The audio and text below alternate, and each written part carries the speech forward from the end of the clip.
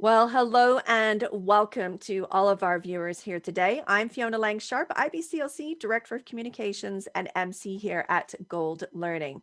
Well, welcome to all of you joining us here today. We are talking about our Gold Lactation Online Conference 2021, and I'm very excited. We have our special guest here today, Tom Johnston. He is with us, and we're going to be talking to him in just a minute about his presentation coming up at our conference. Now, a quick reminder that, of course, registration is open. Right now, you can go to the website at goldlactation.com.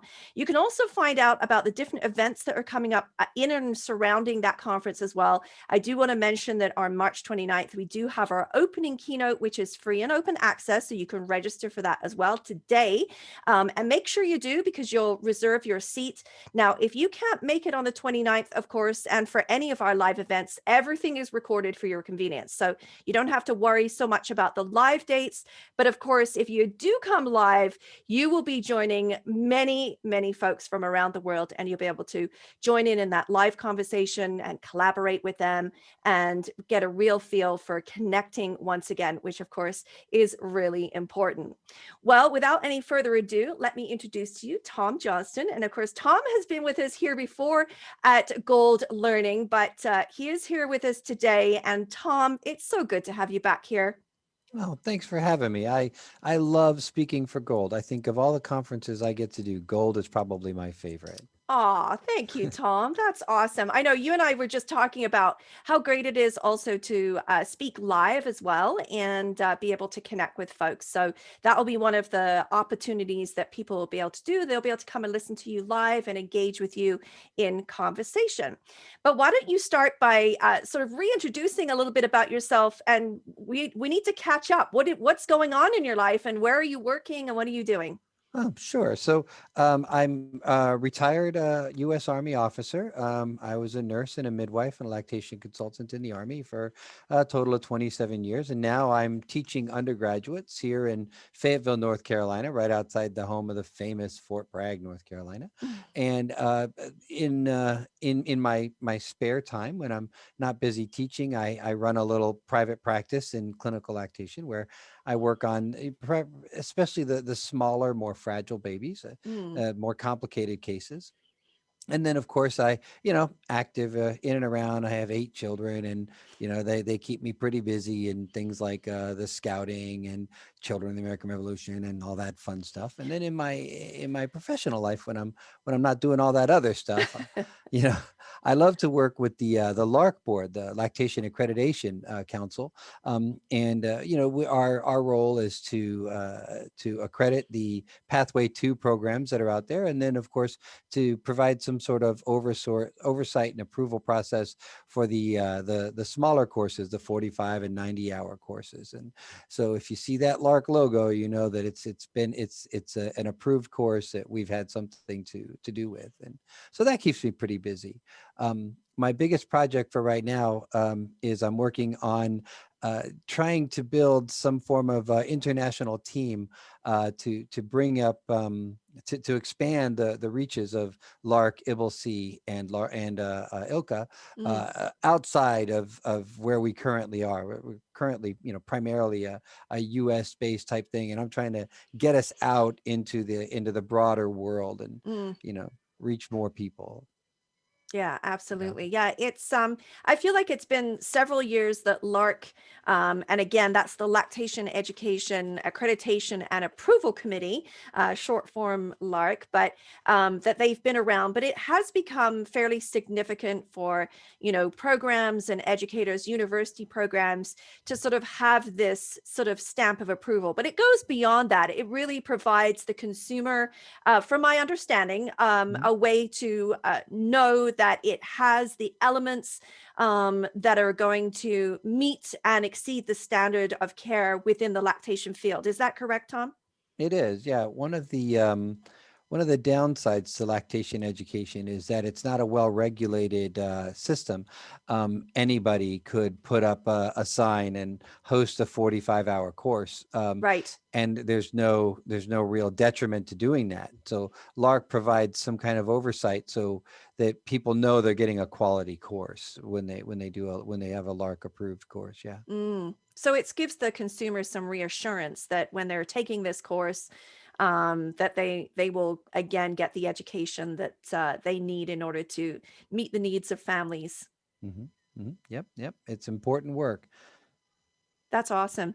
Yeah, because we were talking recently, I was talking with one of our presenters about the fact that really we're still in the early stages of lactation field.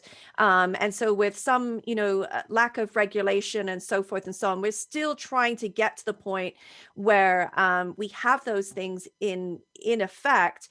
But it really does go back. And I think you and I were talking about hmm early hmm the education and how we need to have consistency, because we can look at the statistics of breastfeeding around the world and see that we're still not making huge headway as far as meeting the needs of our families. But it really does start at the core. If our education level is not at the high enough standard, then of course we're not going to have the skills and tools of healthcare professionals to get to that point of meeting the needs of our families, right? Yep, no, exactly. If you look historically, we could compare us to nursing in the United States, or like that's global. Hmm. We're in the Florence Nightingale phase. The people who created the profession are still alive and practicing, Right. and so we're very, very early.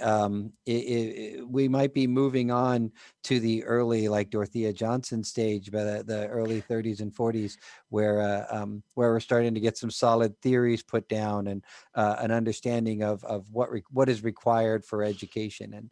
And so we've come a long way, right? Right. We've established the profession, and we're gaining credibility around the world, and now we're starting to work on what is the educational needs. What do we need to do to educate? Does this need to be a degree program? Does this need to be a certificate program? What do we need to do to properly care for the folks who rely on us, right? And so Mm. it's an exciting time to be a lactation consultant. It really is. There's so much to do. Yeah, absolutely. Yeah, there's definitely lots to do. All right, let's talk a little bit about what you're going to be teaching when you come to our Gold Lactation Conference this year. Love this title, Using Evidence to Develop Clinical Lactation Skills. So, talk to me a little bit about what we should anticipate in this presentation, Tom.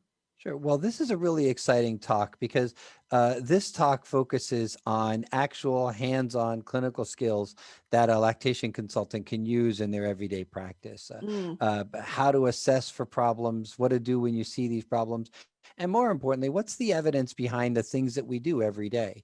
So much of what we do as lactation consultants comes from experience and practical knowledge, and there isn't a lot of evidence out there about, for example, how to use nipple shields and when to use them, and how to use feeding tubes and syringes. mm, When is it best to cup feed versus tube feed, and that sort of stuff. And so this really gets into the nitty gritty beyond the basic latch assessment and troubleshooting a good or bad latch.